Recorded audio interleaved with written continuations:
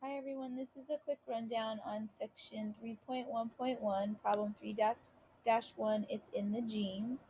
This is a question about probability and it's designed to help you understand how to use an area model in order to answer probability questions.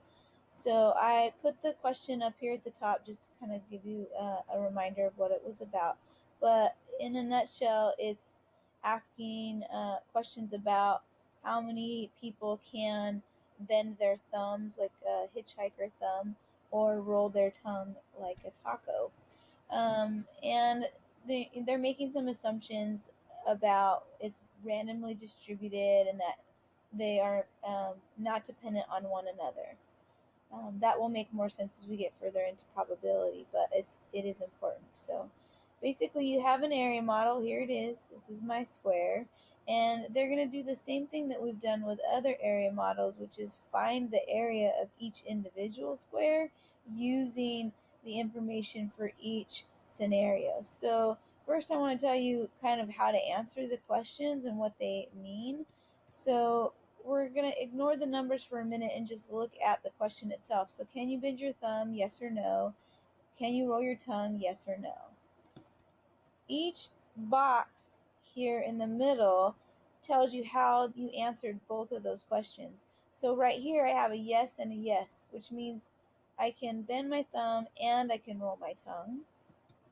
This one down here has a yes and a no. I have a yes followed by a no. So yes, you can bend your thumb. No, you can't roll your tongue.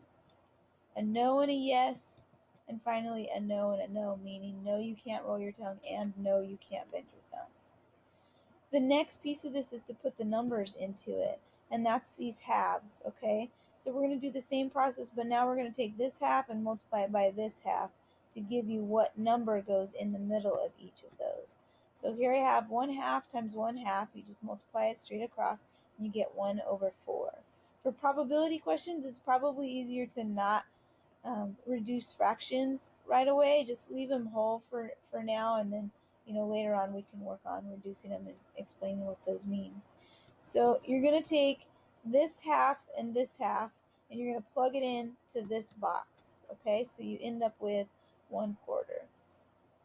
Then you're going to repeat it again, this half, and you're going to put the amount in the box. So it's 1/2 times 1/2 equals 1/4. We're going to do it down here for this box. 1/2 times 1/2 is 1/4. And then one more time, 1/2 times 1/2 is 1/4. Okay, so you end up with something that looks kind of like this. Of course, in your actual problem, you're not going to draw all these arrows. Those are just there to help you see where the numbers go. But then you use this to answer questions like, what is the probability that somebody can bend their thumb and roll their tongue?